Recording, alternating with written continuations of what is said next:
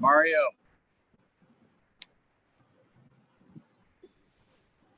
Mario. Gotcha. Did you hear me okay? Yes, sir. Okay, sorry, I was having some technical difficulties over here. That's okay. I was scrambling too. All right, so we have a few minutes here till you can go join. Yeah. We have Okay, a few minutes awesome. here. I'm gonna allow everybody in here.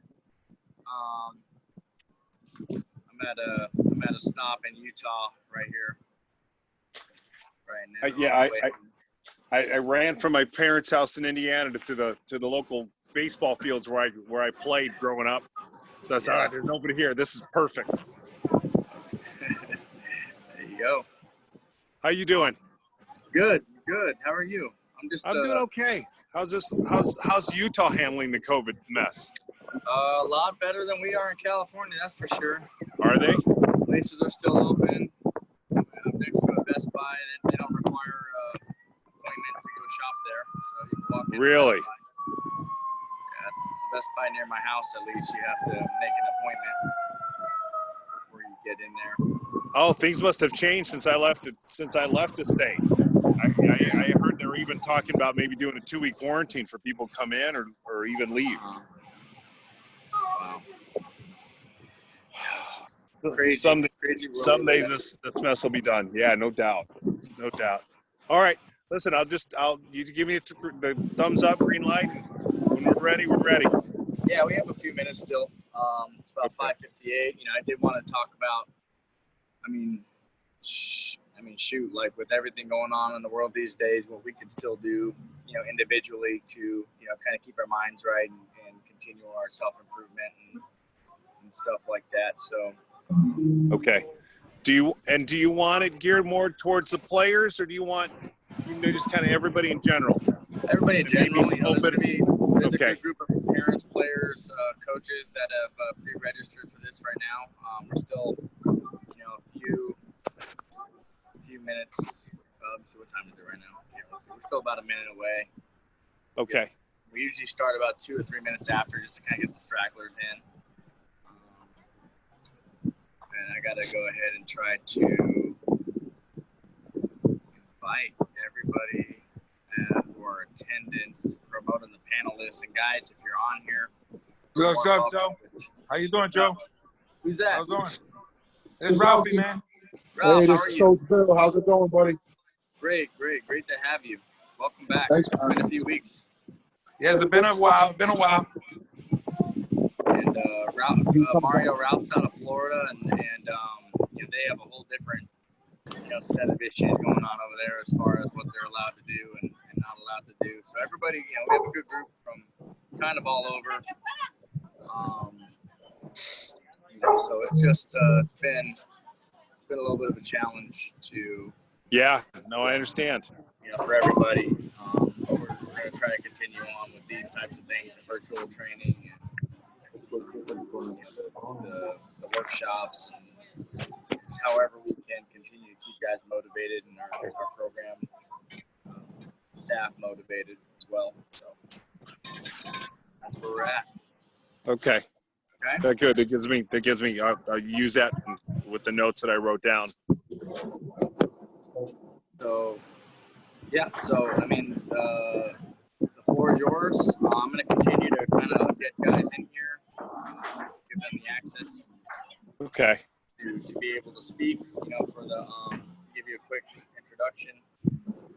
For the new guys that are just joining us for the first time today, for everybody that has been on here over the last 12 weeks now. We've aimed to try to provide some type of instruction virtually for you to continue to stay motivated with your workload. I ask that everybody kind of mute their microphones right now until you're ready to ask a question, and then you can unmute. You'd be more than welcome to, but for right now, just kind of mute.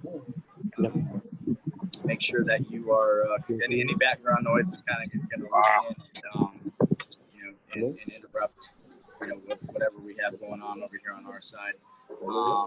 Today we have Mario Soto, and this is the first concentrated workshop we have for mental skills for our guys. Mario Soto has a rich history in working with professional athletes and college athletes, just helping guys to continue to stay in all sports, not just baseball, but to stay balanced and stay in a state that keeps them productive and motivated. So, Mario, I appreciate you taking the time to be with us. This is something we're going to continue to do regularly, and it's for everybody there, you can give him a round of applause at home to take the time out of his day to kind of help us mentor our guys and our parents in this journey of baseball, especially during this weird transition of life that we're all going through. So thanks, Mario. Thanks for being with us. Oh, you're very welcome. Yeah, so I don't know if you guys can see where I'm at from the background. I thought this would be kind of interesting for me anyway, just to give some perspective. I was telling Joe, I'm visiting my folks, and I'm walking around the Little League field that I grew up in and I played in, and I learned to love this game of baseball in. And, it's still here. 3 fences, three kind of fields that kind of merge in together, and nobody here, which is kind of tragic because it's indicative of what we're seeing all throughout the country and what so many of us are struggling with. And the fact that there's nobody here is kind of strange because hey guys, I'm glad somebody put that out there. I want to make sure you mute your mics. Yeah, we're all going through this COVID thing. Yes, we're all challenged by outside external circumstances. But the reality is there's always a place that you can go to be able to toss a ball up against the wall. There's always a place like out here, I don't know if you guys can see it, where there's a backstop. There's another one over here. And we just got somebody pulled up with his mom and looks like his girlfriend, and he's got a bat in his hand. There's always something that we can do to be sharpening our sword. We could either let excuses be the reason for why we don't do what we should be doing, or we could say, you know what? That's going to be somebody else's excuse. That's not going to be mine. And so I love the fact that I was here for about a half hour and there's nobody.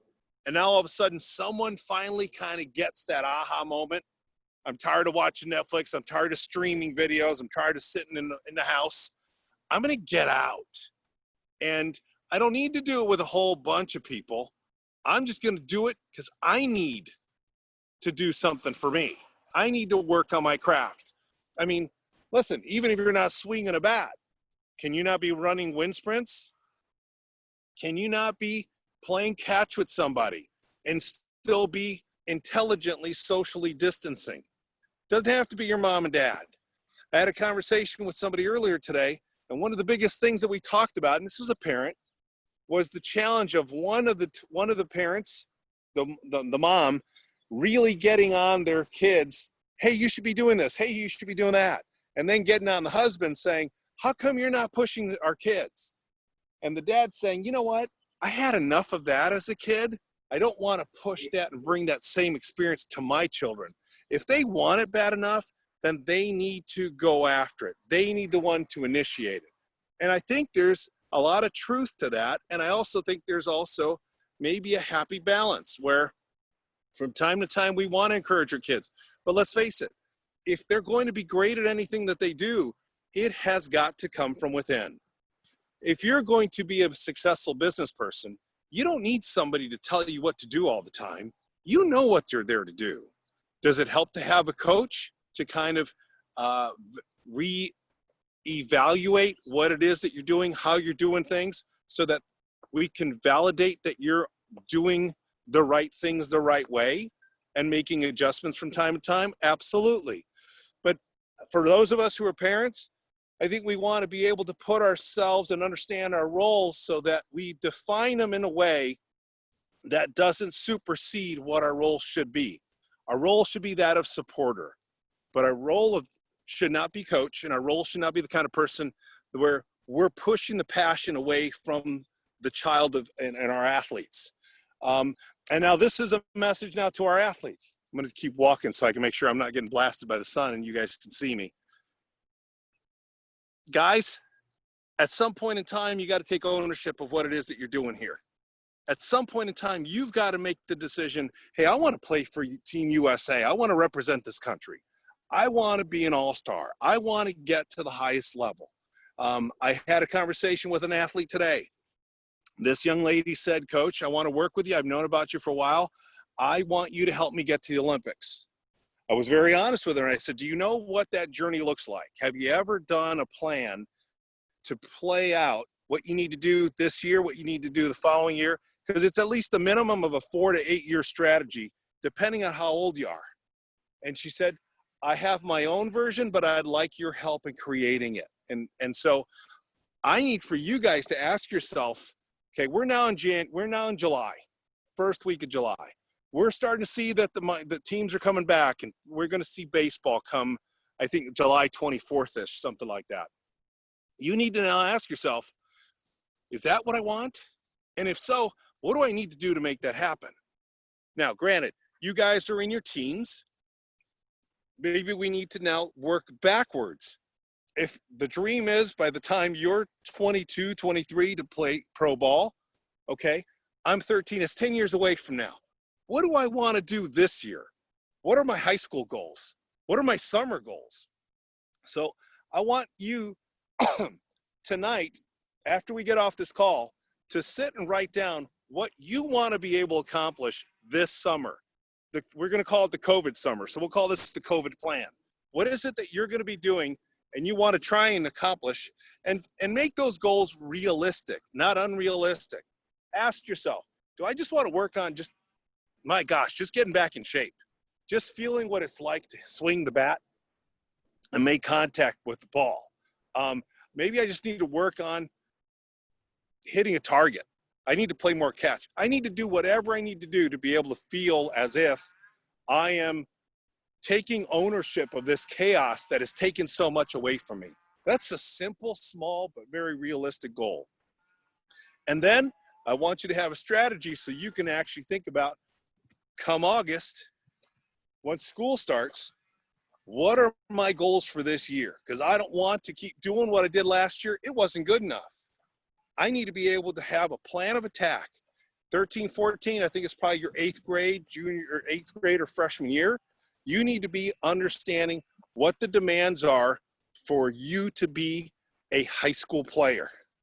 Are you going to be following that normal path that so many kids do and take that you'll be a freshman and then on the JV team and then become a varsity player?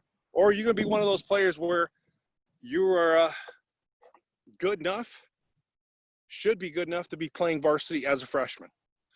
Ask yourself, be honest with yourself, so you don't get shocked and then all of a sudden you start complaining and blaming everybody else for where you are in this pecking order, because you don't have the right to. It's not about you. It's if you, there's an old saying, you are where you belong. And if you think you're good enough, well, then it's got to come out in your game and you got to be consistent. And if it isn't, there isn't any coach in the world who doesn't want to win. So if you're good enough, you're going to be on the squad. If you're not good enough, you're going to be where you need to be. And sometimes that's going to find your ass out there in a golf cart and not in the dugout. So homework, identify what you want to do this summer. You got roughly a month and change. The good news is, as Joe was telling me, we got a couple travel teams. We're getting a chance to play. Go play. I hope that first weekend when you guys finally went out, that you experienced the joy again that should be baseball. Now I need for you to find another gear inside of you internally, and I want it to be not just a joy, but also the success. How do you want to find your success? What is it that you want to do? I want to be the greatest second baseman. Okay, well, you better be working at it every damn day, because I don't care if you're talented or not. I want to know how hungry you are. I want to know how gritty you are. How do I become a great second baseman? I mean, as simple as that question is, there's a lot of things that you can be doing. And so now the easier question for me to ask is, which one of those are you doing? Because if you're not doing any of them, but yet you're saying, God, I want to be the greatest second baseman. Oh man, who are you fooling? So I need for you to understand and take ownership of what it is that you want in baseball. If you want to be really special, well, guys, you need to put in the time. If you're not putting in the time, baseball's not going to reward you. It's really that simple. Coaches can only coach those players who are coachable. Coaches get frustrated when we've got players and we've got people who, in reality, they say more than they do. And in this world, we got way too many talkers and way too many sayers. Let's get a team. Let's get a league. Let's get a squad. Let's get a program of doers. You get a lot more respect that way. And at this point in my career, I only work with doers. I'm not even gonna say I'm lucky.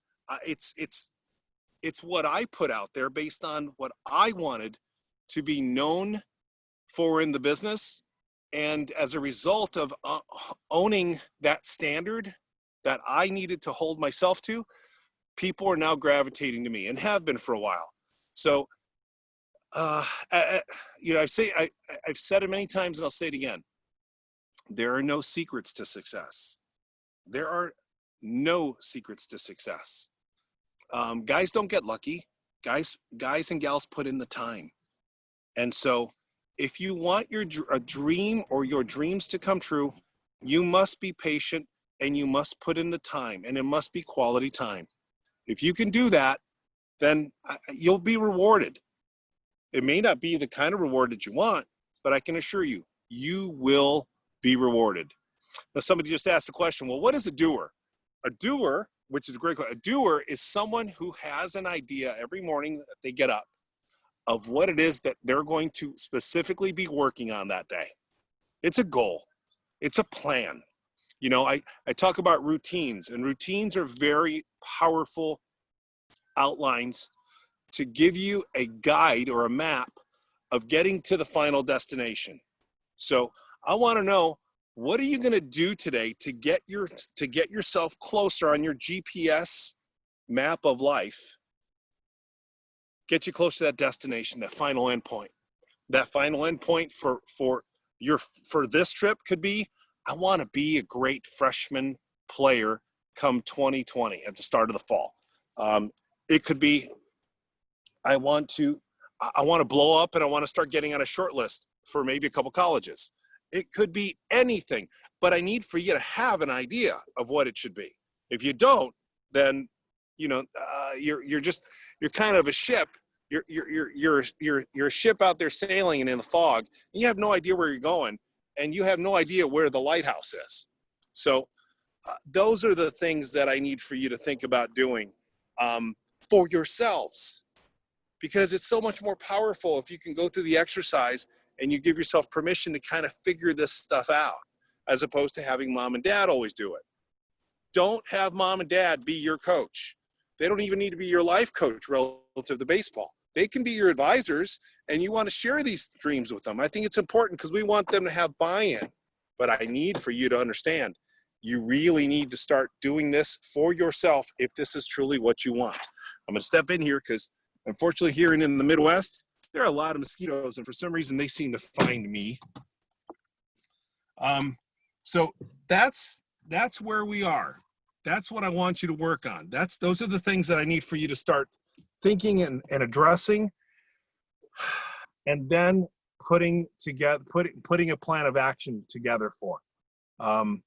So now I'm going to open it up to some questions, because I want this to be interactive to the degree that that we can make it with me in this car. Yeah, for everybody that's on this workshop, these are meant for you to ask questions and get feedback. And we've had professionals in our sport, whether they're in professional baseball or they're in college ball. They're experts in next level baseball. And the mental side of this is so important. So to have a Mario Soto on here with us to kind of guide us along the mental side of this game, and life in general. It's it's a real privilege, but take advantage of this.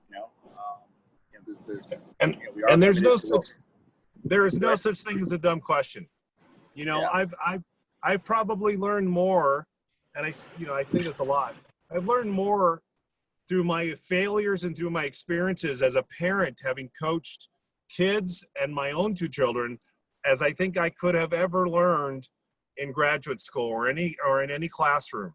So much of my philosophy, so much of what forms me and how I share my stories or formulate my stories really comes back to all the things that I've tried to do and maybe didn't do well, but had the best of intentions, and then realized, man, if I could go back and do it over again, I would really change this, or I'd change that. So as Joe will attest, or even some of the other coaches on here, there is no hidden agenda with me. I try and be as transparent. If you have a question regarding my own experience as a parent, I think those are powerful statements for us to declare and for me to share with you, because a lot of you parents are going to make the same mistakes that I made. And you again, we all have the best of intentions. Unfortunately, we get too involved in seeing and wanting our children to win. And it's not about that. Our child's success long-term is not going to come down to whether or not they win a weekend tournament in Utah or a weekend tournament in Texas.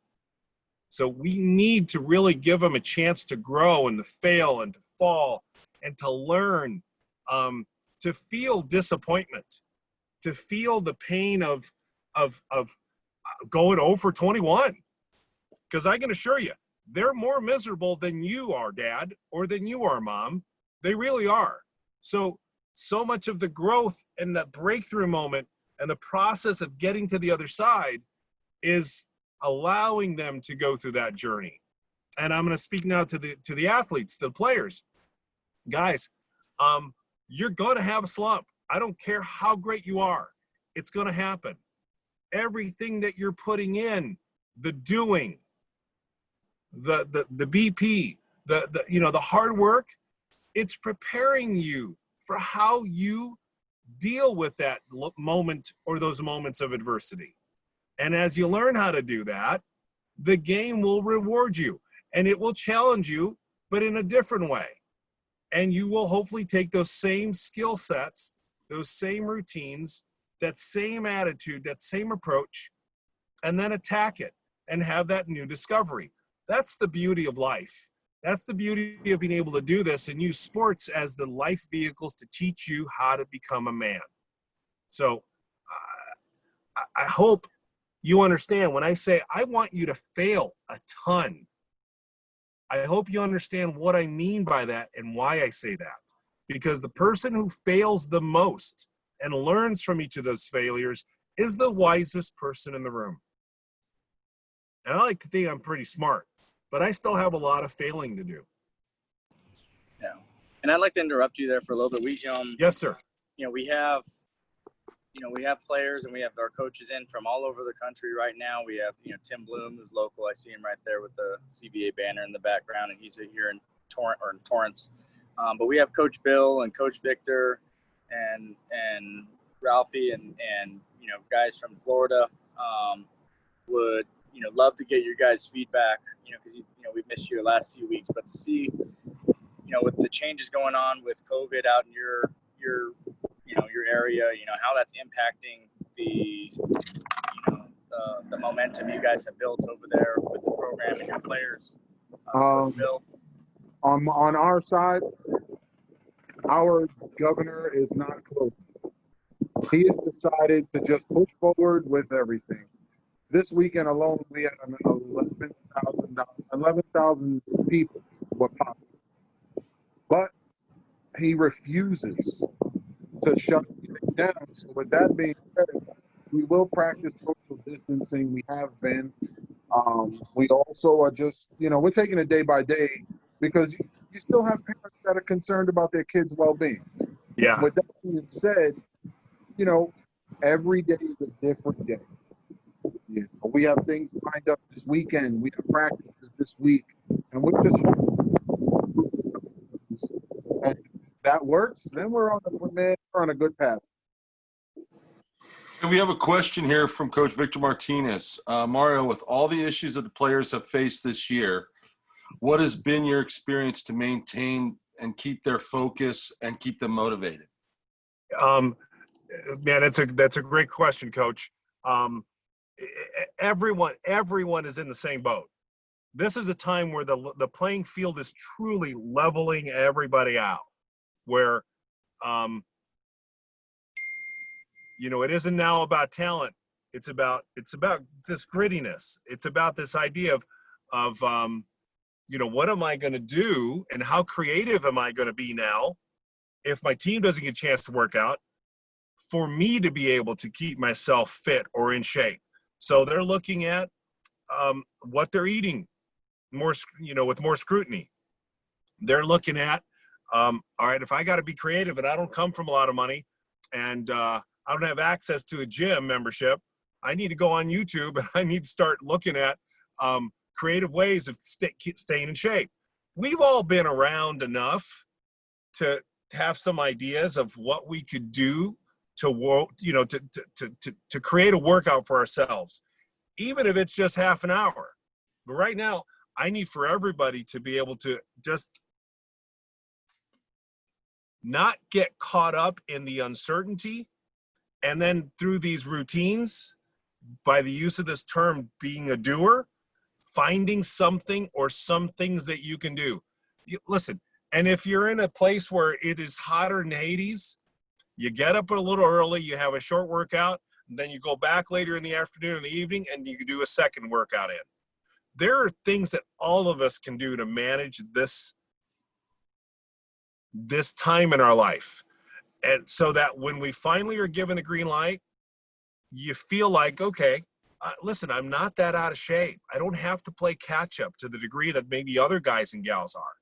And for some of you who were on the bubble, there's some silver linings here. You should feel almost a little motivated that if you were out there putting in the work, you just might shorten the gap.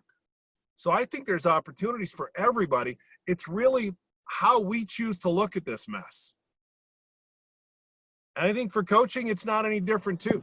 We got this technology. We didn't use Zoom like we did a year ago, but now we got it. We can access, we can talk to our kids. We can give them information. We can give them stuff to be able to get ready and to go and hopefully we can't force feed it, but hopefully they're going to be doing what they need to do.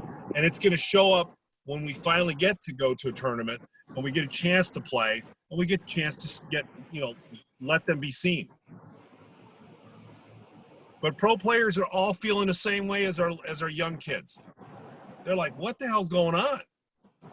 And our minor leaguers, it's even worse because our minor leaguers right now, their season's over unless something turns around. And so I got guys who are making money. I got guys who are hoping to make money, who are trying to become more creative so that when their time comes, which may be this time next year, they don't feel like they've lost a step. Right. And let me kind of piggyback on that, we, by the way, we miss Phil Van Horn. He's a good color commentary guy for these types of things, but I'll do my best to fill in. But let me piggyback on that a little bit where, we had mentioned that it's a level playing field and we're kind of, players are kind of all in the same boat in the sense where, there's a ton of uncertainty on what we're going to be allowed to do. Yes. With anything, like I said earlier, you can't even walk into Best Buy in California right now without making an appointment. And so, we're kind of living day to day with, I get emails and texts and phone numbers or phone calls almost daily about, our tournaments or events or practices still on as scheduled. And really, it's hard to give an accurate answer. It's impossible to give an accurate answer because, a lot of things we do are in different states, and a lot of things that we do are even in our own state where we don't even know what's going on. to tomorrow. So what we can control is finding ways to, it bums us out when we're not able to do what we plan to do and schedule to do and we've set out to do. But what we can control is how we keep ourselves in the mix with the game. And in every aspect of our life, you mentioned the routine, like how important that is. And in baseball, it's your routine is really everything. Your routine is where you go back to when things aren't going your way, what you do each and every day to get you in your to make you feel comfortable.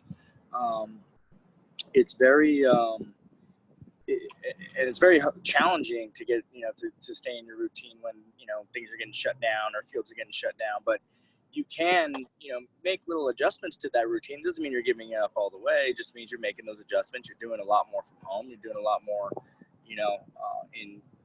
on your own. You can get with a buddy or two and do some stuff. You can get on these calls. You can get on these workshops. You can revert back to the workshops that we have recorded on the website.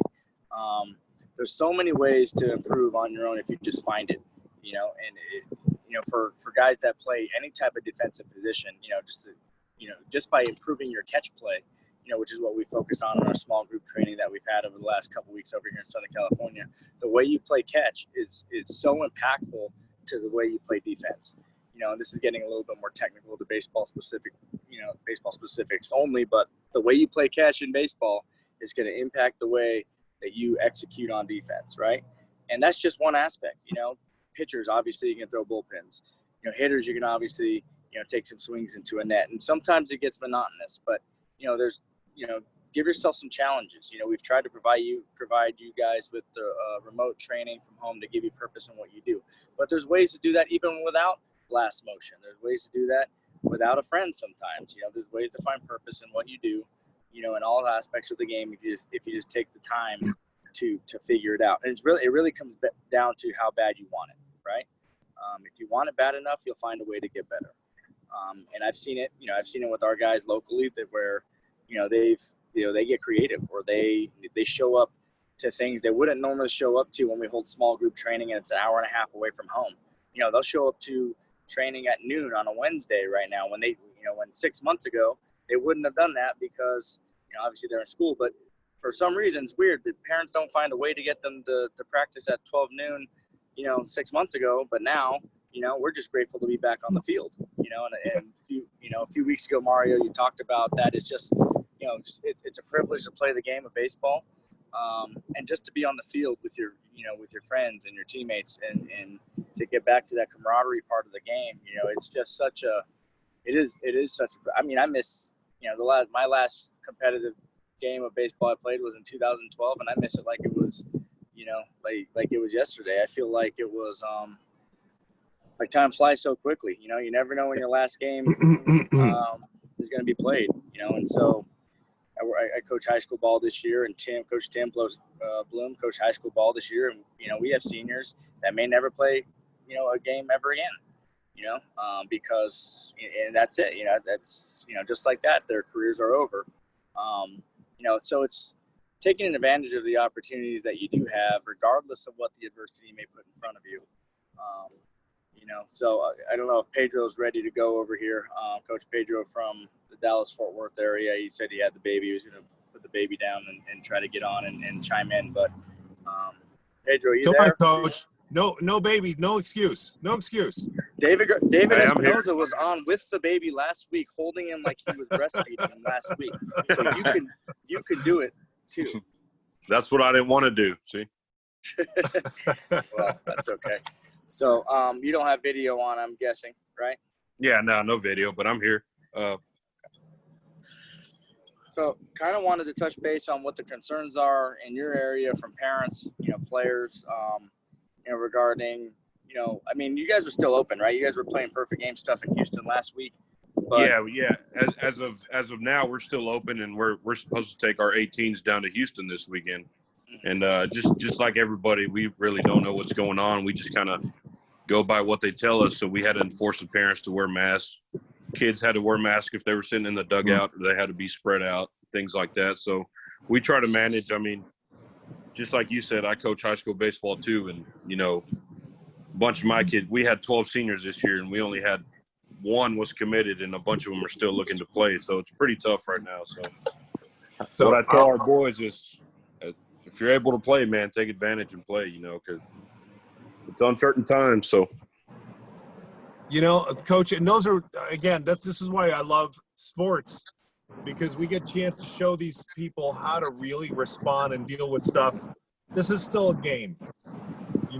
At this age, it's still a game.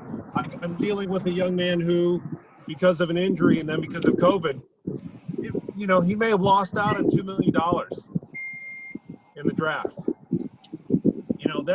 That's money. That's a livelihood. And so how he has dealt with the game of baseball is going to be indicative to how I think he approaches this unique challenge. Is life over? No. Is life going to be, is this something he had planned for? No. But, most of the things that happen in our life, we don't plan for it. It happens. And so now we're thrust into this situation that's uncomfortable, and we've got to respond. And I think how we as coaches respond will help inform, mentor, and teach these young men, and even to some degree their parents, how to learn how to play the game better, how to approach it better. And that if we can deal with this stuff, man, when we get a chance to just play the game becomes more simple. So absolutely.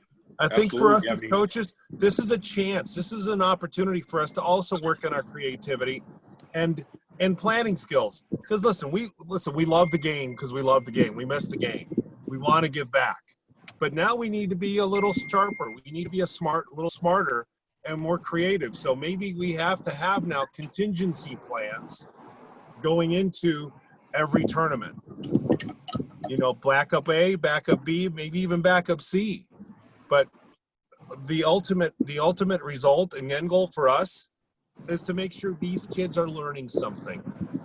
And, they don't break bats. They don't have conniption fits. It's not going to do us any good. It's not going to get us any closer to playing the game. So how we respond is real important because it's going to teach them how they should respond. Right. I mean, and go ahead, Pedro. Can I add to that? Please. Go ahead, Tim. Yeah, go ahead. Okay. Just kind of pre-planning being a high school coach. And there's not a ton of information just yet, but Right. we know like where we're at, they're going to allow the fall sports to come back, but all other sports will be put on hold. So hypothetically, we have to look and go, at my high school, we start with our guys day one of school. Guys that are in other sports, they play other sports, but we start to eliminate, we start to make our rosters in our head, and we start to kind of pre-plan what we're going to have. Well, now we're not going to have that time to do that. So it does kind of bring up kind of a new element, which is going to be when we get the green light to get back on our field and go, it's going to be like, we're going to look at kids rather than 2 weeks of real tryouts. We're going to go maybe 2 days and then have to start making rosters from that. So the guys, the players that are, and every high school is different, every district's different. You have to be ready. And it's been said repeatedly in these, webinars that we've been having, that you have to be ready. You can't take that stuff for granted. You have to do a personal inventory of the things you need to work on, be real, be honest with yourself, and you got to work on those things. If it's getting faster, if it's getting more fit, if it's, getting better with our swings, fielding the ground ball, whatever it is, be honest with yourself. This is the time to really start addressing that stuff, because your high school coach may be faced with a tough decision.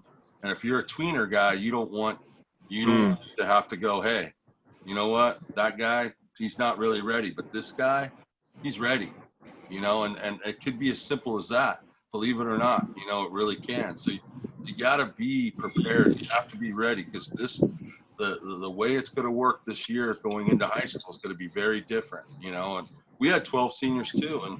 And probably one guy for sure, Division I guy, and he got no offers. We had 8 games, and season was called, and their careers are over. And it's like, so they have to decide, okay, maybe go to junior college, or what am I going to do now? You can't be picky right now. If you got a place to go play, you got to go play. Yes. That's what you need to do. And Absolutely. that's my advice to these guys, is that, you have to be ready. And we could tell you till we're blue in the face, but it's you that has to decide to do that and to actually get moving.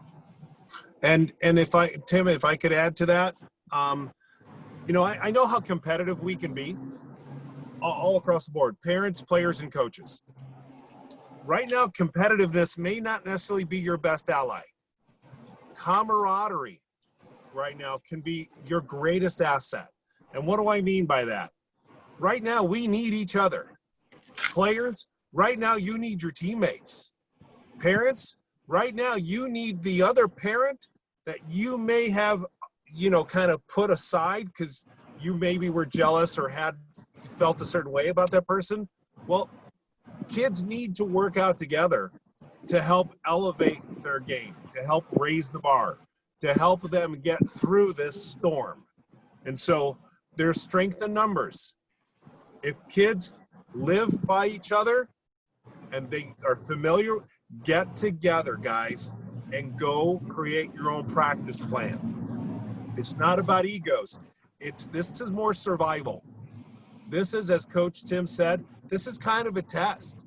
We may need to make certain decisions given smaller bits of information, and we're going to have to just deal with that, as will you. So, to his point, are you ready? Because if you're not getting ready, you're not ready. And you should always be getting ready. And what does that mean? That includes routines. Because routines are what separates superstition and luck to owning what it is that's happening.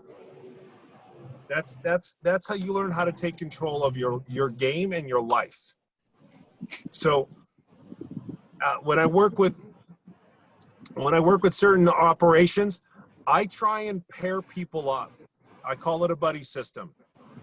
I want everyone from every team to have at least one buddy, one teammate that either they can get together because they live close to each other, or they don't live close to each other, but they're disciplined and determined to get together and be able to work out on their own several times a week, so that we don't have to worry whether or not you're ready.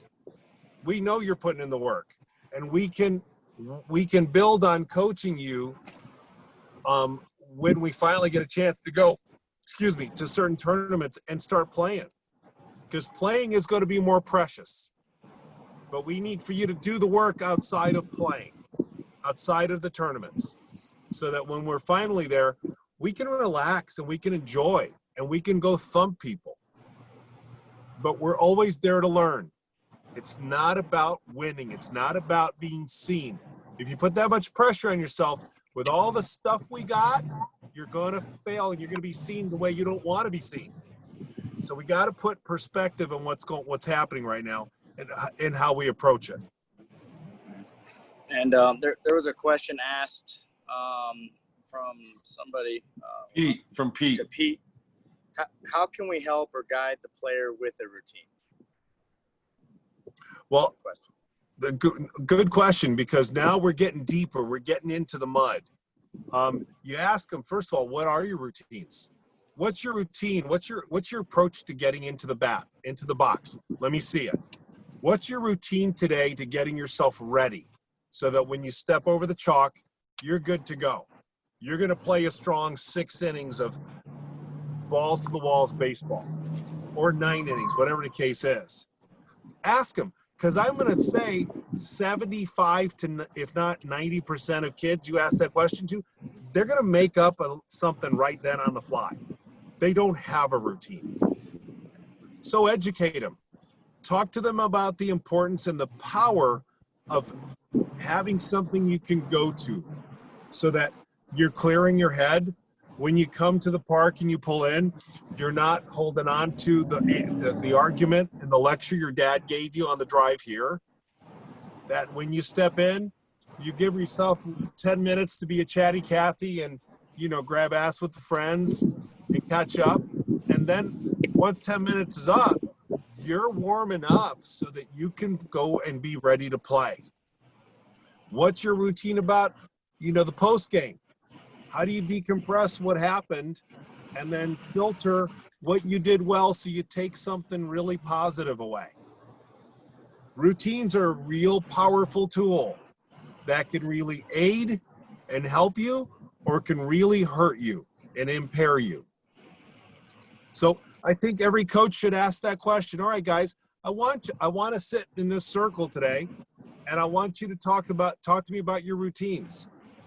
Let me tell you about mine when I played. Let me tell you about this one player that I played with who was always the most grittiest player out there. Let me tell you what he did and why he separated himself from everybody else. Because he wasn't the most talented. He wasn't 6'5". He wasn't this monster. He was just a player. So I think we need to educate him because the baseball field is a classroom. And it's every time we get here, it's as much an onus for us as coaches to teach as it is an onus or responsibility on the players to be coachable and learn, as it is an onus or responsibility for the parents to honor those two distinct roles and not step over them. And to reiterate a little bit, so, just I think one of the simplest things you can do to kind of just shed light or to help your guys just finding a routine in how they prepare or how they just go about their day or their business is just to shine light on the fact that they need one, right? So just a lot of times they don't even realize that there's a level of importance there, and they just go, they show up to the field or they show up and they just kind of they go through the motions, not even knowing that there's a that routine is can create a significant impact on on the outcomes that they want to achieve. So just you don't even need to implement those routines for them a lot of the time. It's just getting them thinking about it and saying, hey, that makes a lot of sense. I can be more organized in my approach and how I prepare, and make it I mean, just like you wake up and brush your teeth in the morning, that's a routine, right? Or you wake up and you have a lot of times you do things in order, like I do. I wake up, I mean, we're all adults here. I take my morning piss and then I brush my teeth and get ready and and wash my face and go to school, go to work, whatever it is, right? There's a lot of times you do those things in the same order. And so in baseball, it's funny because everybody talks about how baseball is such a superstitious game. And it becomes that way, especially at the professional level, because you're doing it every day, right? So your routine, it's really easy to reinforce because it's at the big league level, it's 162 games, so it's very easy to reinforce, But obviously, when you're playing high school ball, you're playing club baseball or travel baseball, right? You're playing on the weekends. It's hard to reinforce those routines. Harder to reinforce those routines because you lose a feel for what those routines are. But it doesn't mean that if you don't start thinking about what you can, implement your routine, that it isn't something to work off of, this week, and then what you remember from this week for next week, you build off of it, and you just try to fine tune it, and that takes time, because there is no perfect way to go about your business. We do try to implement. We actually call them routines, with CBA, the stretch routine, the catch routine. We have base running routine. We call them routines on purpose because it's things that we want to reinforce over and over and over again, right? So having a guy like Mario to come in here and speak to us and reinforce the values that we want to establish within the program. It's big because he's not necessarily a baseball guy. He works with baseball programs. He works with high-level baseball programs, with Mississippi State baseball. He's gone to the College World Series the last several years. Pepperdine over the past few years, right?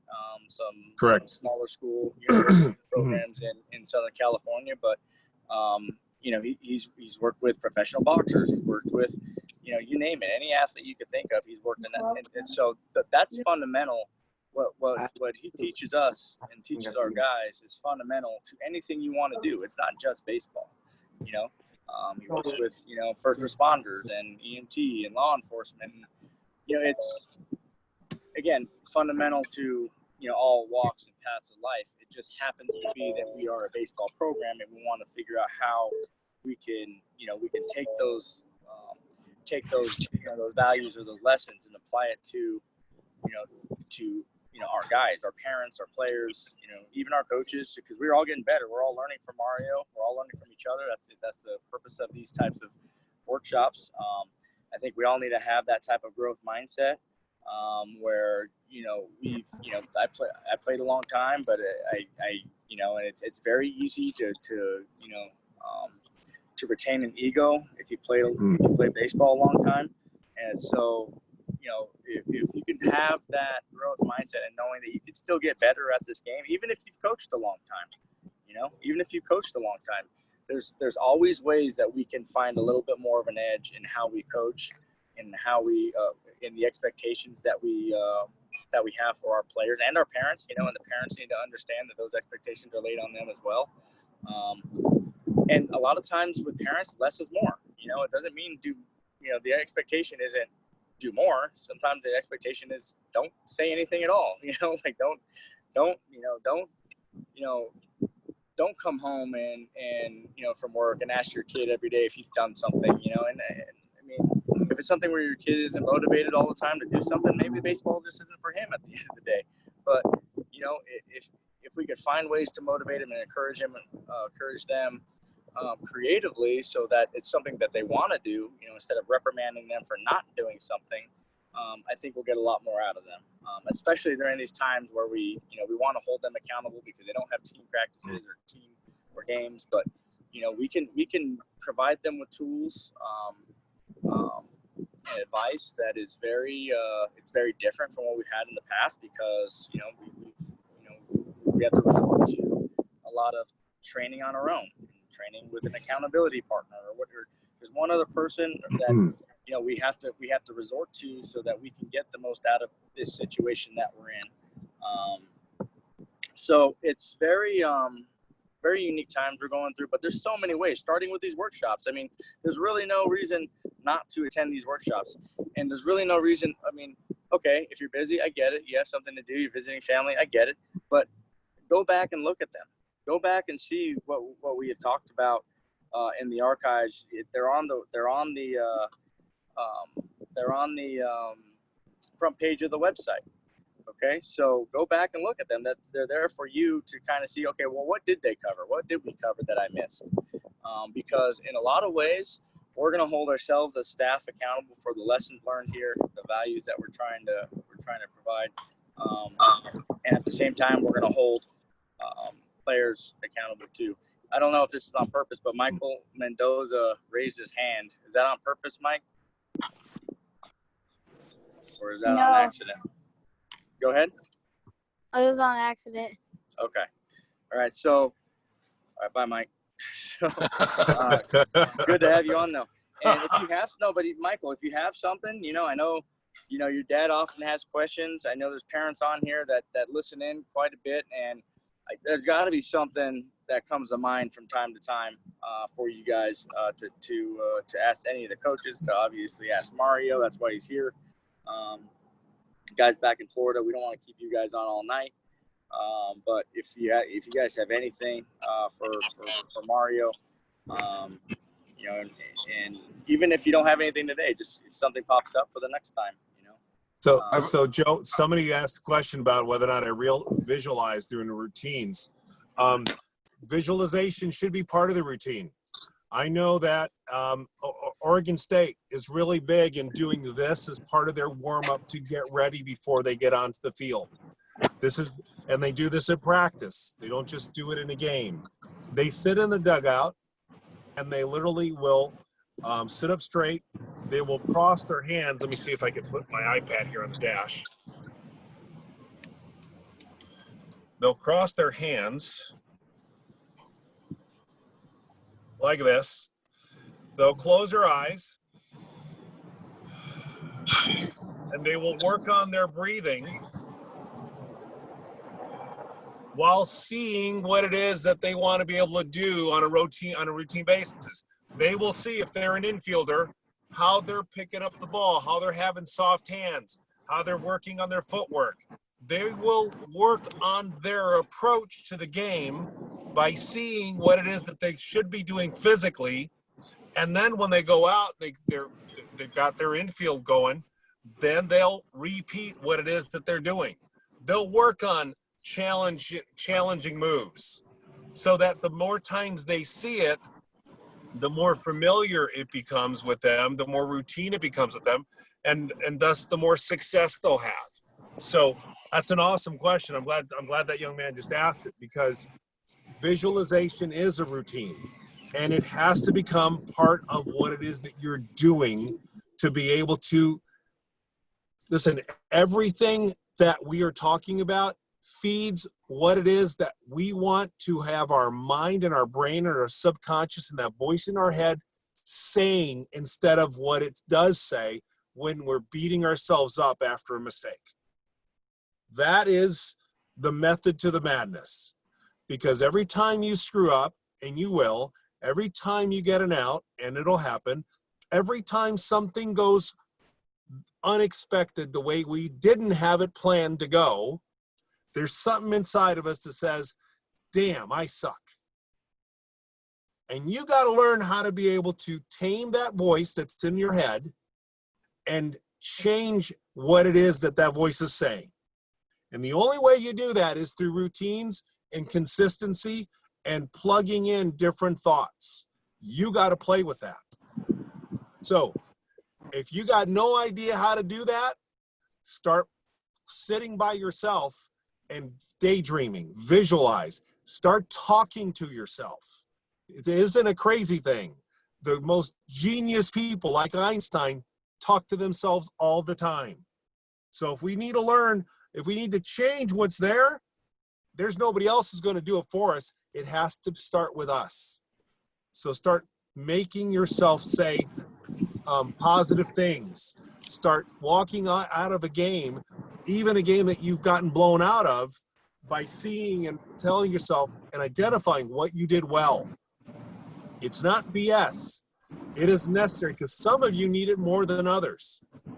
Those of you who are cocky and confident and you got swagger, okay, you're good to go. You don't have to work at it as much, but you still need to work on it.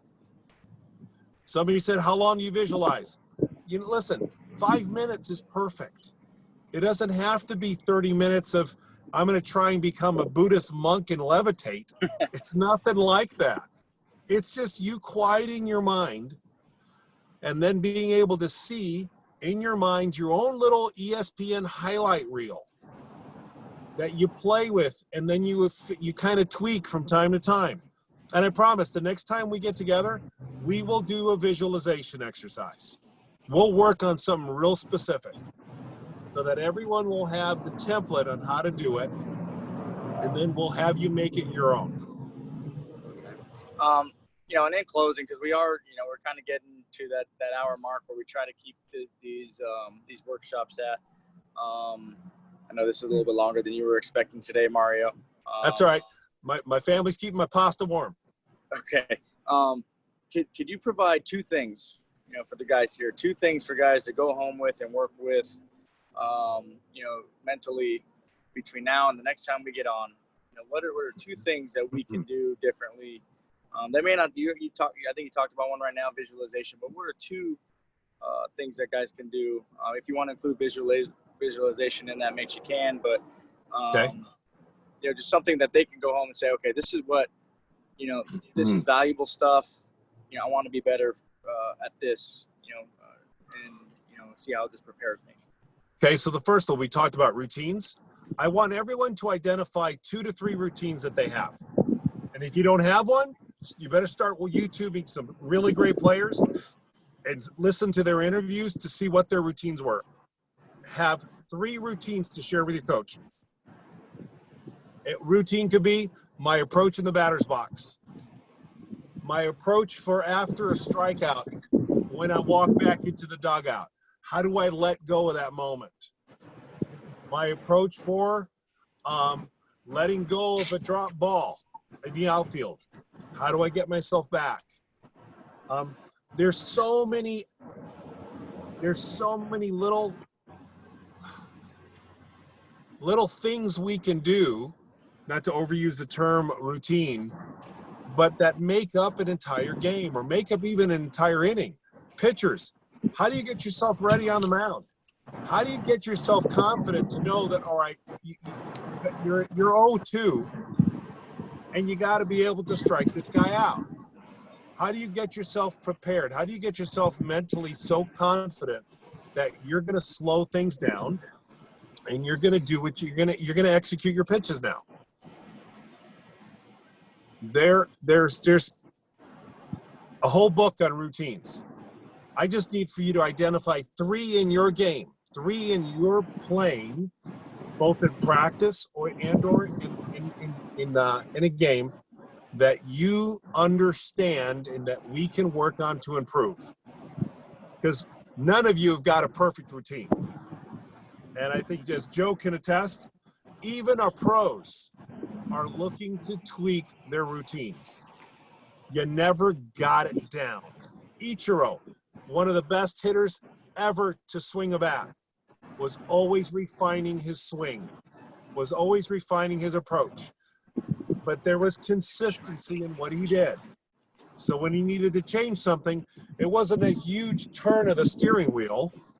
It wasn't a reinvention. It was a small tweak. That's why you got to have a routine.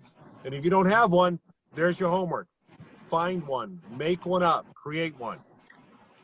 The second one, I want you to practice 5 minutes of sitting on your ass doing nothing. Doing nothing. No Xbox, no Fortnite, no Netflix streaming, no Disney Plus, no ESPN, No nothing. phone. No phone. No phone. Turn that shit off. Okay? You can have a clock in your room and put the timer for 5 minutes. Just sit and be still. Let your mind wander. Let your ears just kind of listen. Don't censor any thoughts. Just be still. It is the hardest thing for type A personalities to do. You do those 2 things, we'll be ready for our lecture for next week. Awesome. Okay. And to be honest, guys, if you guys spend 6 minutes, you guys might levitate and become Buddhist monks. So, it's been that long since we've probably all taken 5 minutes to ourselves to do something like that. Because we always feel like now, the way technology has us wired is we always got to be, attached to something, right? So, last kind of, chance for you guys, if you want to, either type in something in the chat bar, or if you have any questions, feel free. Hey, Joe. Yes. This message of Mario. Mario, in the 90s, when you was pitching for Cincinnati, how hard it was for you guys to work. Wrong one. I wish it were me. Oh, okay. That's okay. All Listen, right. I'll put you in touch with my cousin, but I appreciate the love. All right. But no, like you was just bringing up about having these guys train mentally to pitch. Yes, sir. How hard it is for these kids when you try to explain something to them, their attitude, and they don't want to listen. It makes it harder for us to teach that. Oh, absolutely. I think, listen, attitude and effort, the 2 things that every coach desires, dreams that every player has. Over talent. Over talent. At some point, we got to be able to make sure that we have a standard, we have boundaries, and we honor those boundaries, not just through our actions and our words, but that we hold everyone accountable. And because when we don't, then the knucklehead starts growing, and that becomes cancerous, and then they really impact the team in a way that we lose our voice. So we just need to be respectful. We need to ask them to respect us in kind. And when they don't, we got to be willing to make the example. Because if you don't do it now, it's a lot harder when they get older. Because there's no room for that shit in the league. There's no room for that anywhere. Mario, Thank you. thank you. Hey, Coach Vic here from Florida. We back in 1984, when the dinosaurs used to be DH, we had in my college, Coach Jake B implemented the visual dynamics, they call it. We listened to Manny Orta, some of the great players, and how they actually visualized the game before it was played. Yes. And I think that probably what elevated my game to the point that it was the fact that I could see what I was doing wrong and what I was doing right before the game actually got played. And, Yes. And I think that, it stuck with me for, all my playing career, throughout my 4 years in college, the semi-pro and so on and so forth. And even in the coaching. It's a little hard for this generation that got videos and, all kinds of different things to sometimes to just pause, like you're saying, and turn all that crap out and use your mind as your biggest tool in the field, so that sometimes it's a little challenging, like Coach Ralph was saying. We sometimes struggle with having them slow down and visualize what you're doing wrong and visualize what you're doing right. Not necessarily everything's got to be wrong. And and then duplicate it, create a routine that you can continue to duplicate what you're doing right. We got to be able to become better storytellers. It's what I tell my graduate students. Agreed. If you're a great storyteller, they're going to listen. They're going to lean in a little bit more on what you're saying. And then we got to draw on people, names, relevant names that they can say, okay, Altuve? Yeah, I know who that is. All right, let's watch this YouTube video of Altuve and his approach. He's probably the best visualizer in the game today. His approach in the dugout, his approach on the on-deck circle. He's, even before the game, he's sitting with a couple teammates, and he's seeing a couple innings of the game. Great pitchers will be on the road, in the hotel, in their room, visualizing every pitch to every batter, the entire roster. So there is a method to the madness. There is a positive end result, but they can't get the gold at the end of the rainbow if they don't do the work to get their ass over the rainbow. But we've got to share with them some of those stories. Be specific with players, because there's a lot of great examples on YouTube.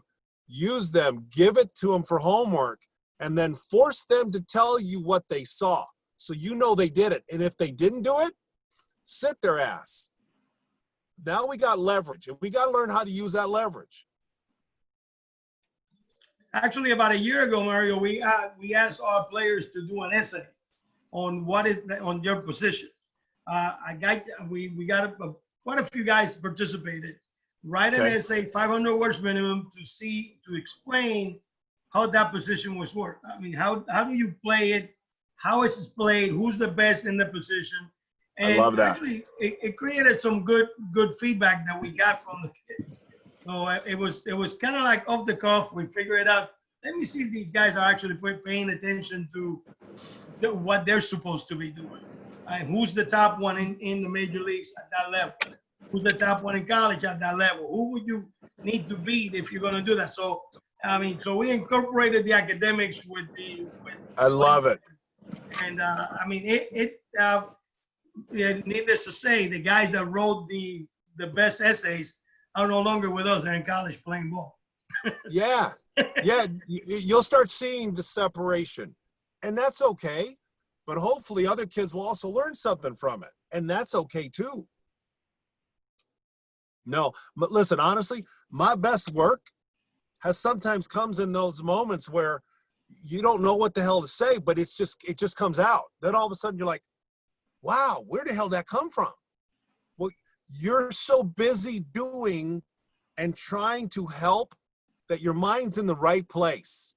And when the magic happens, then all of a sudden you get rewarded by these kids and the exercise. You're like, shit, I'm going to use that all the time now.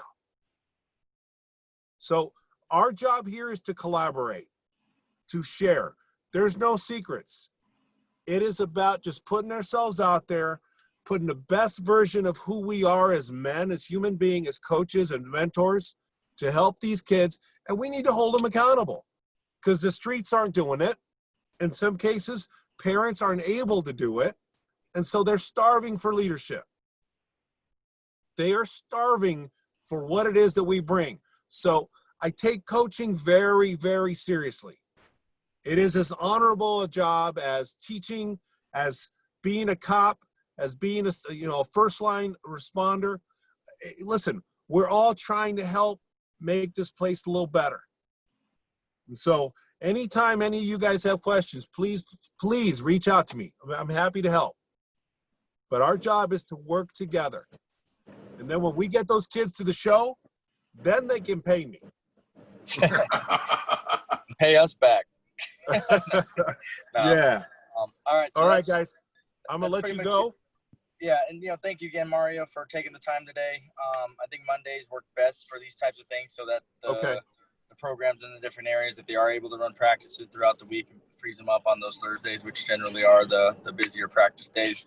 And for the guys out there, we're gonna start doing more webinar-based stuff, just because this is what we can control, as a program, and this is the stuff that we're getting better at.